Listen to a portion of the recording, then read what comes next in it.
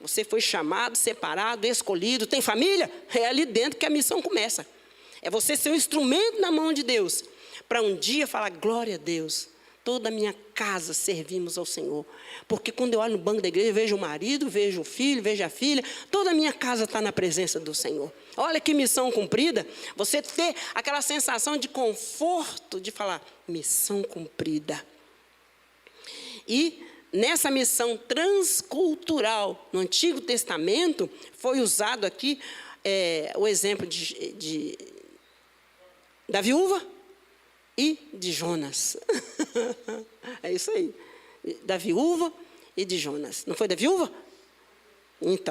Então, o propósito de estudar nessa expectativa de missão no Antigo Testamento, nós observamos o amor de Deus ali em evidência, o tempo todo o amor de Deus presente. Glória a Deus por isso, meu Deus. E na sequência vem Jesus Cristo, também cumprindo períodos de missão, todo o período que ele esteve no planeta Terra, cumprindo seu período de missão.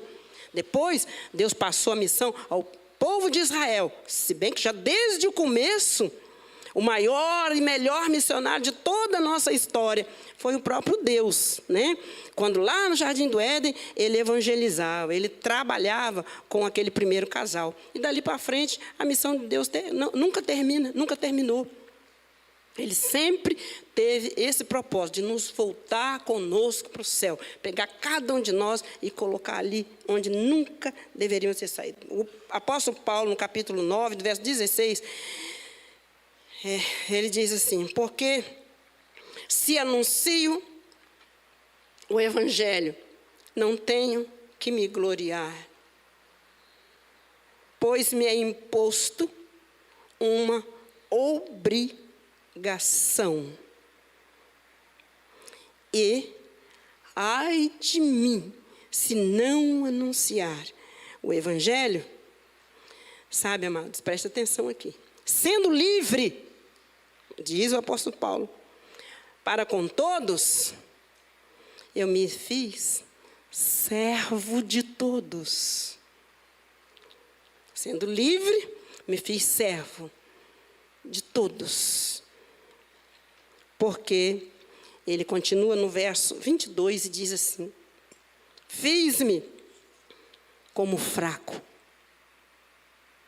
para ganhar os fracos. Olha isso. Olha que conselho glorioso.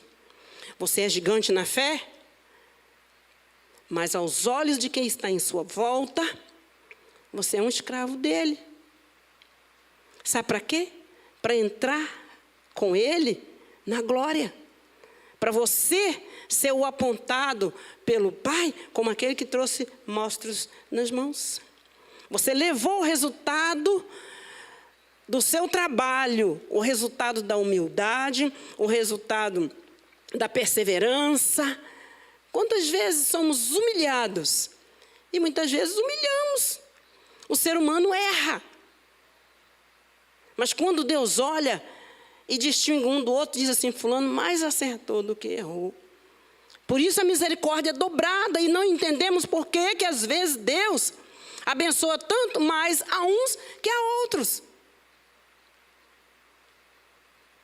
Eu costumo dizer àqueles adoradores que mal começam a adorar, já está entrando na sala do trono. Tem outros que adora e não sai do pátio. Mas o tabernáculo é aberto a todos. O véu do templo se rasgou. Deus não está preferenciando sacerdotes e profetas. E muitas vezes Deus vai lá no cantinho da igreja, presenteia com a sua presença e a plateia toda da igreja não está sabendo. Ah, mas fulano não sabe nem assinar o próprio nome. Deus está sondando de dentro para fora e não de fora para dentro. Como diz, o homem vê com uns olhos carnais. E Deus ele vê de dentro para fora com olhos espirituais. Então buscamos crescimento, entendendo que a obra de Deus, essa glória é toda dele. Não minha, não sua, mas daquele que nos prometeu também ser participante dessa mesma glória com ele um dia.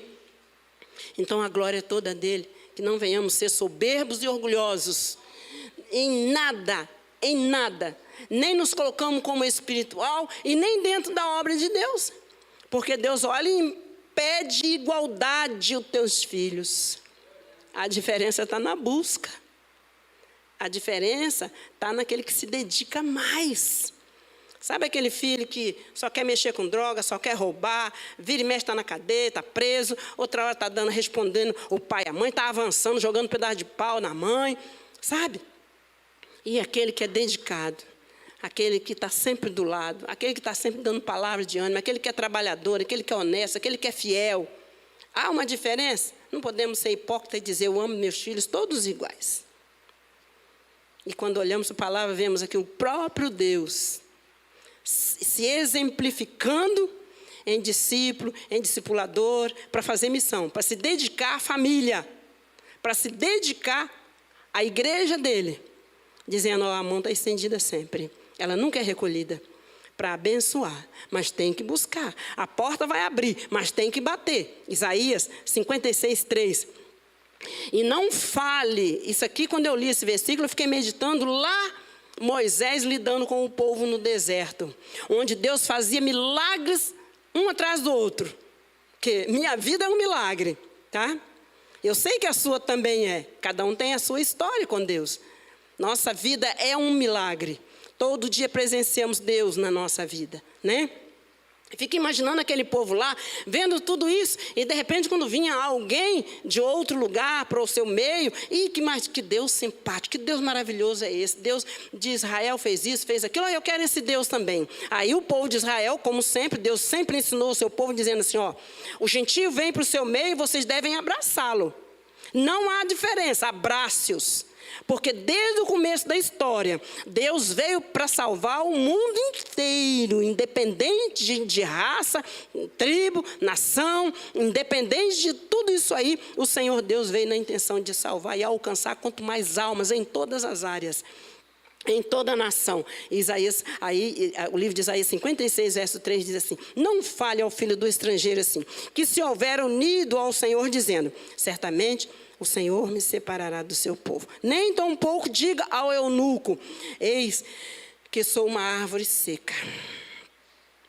7, na parte B, a minha casa será chamada. Vamos entender isso aqui, hein? Casa de oração. Tá? Para o quê? Todos os povos. Essa porta está aberta para todo mundo entrar. O mesmo alimento que o primeiro banco está recebendo, os outros e o último está recebendo. Por que todos não crescem juntos? Por quê? Nós temos essa dificuldade de crescer juntos. Eu não falto culto, você também não falta culto. A rede que está sendo lançada é uma só. A palavra é uma só. É porque no nosso particular, passamos 1h30 dentro do templo. Mas no nosso particular, é que é o local da verdadeira busca. É ali que Deus nos observa de perto. É importante nos lembrar que quando existe essa chamada acepção de pessoas, o coração de Deus chora, entristece, e às vezes no nosso meio isso acontece. Só que é importante estar sempre lembrando isso, que a salvação, ela vem dos judeus, mas ela nunca foi propriedade dos judeus. Não é ato exclusivo dos judeus. É para todos. Todos estão comendo, todos estão bebendo. E precisamos, nessa comunhão de um só Espírito, caprichar no nosso particular saindo daqui. Tanto no testemunho, quanto na convivência com Deus. Para crescermos juntos.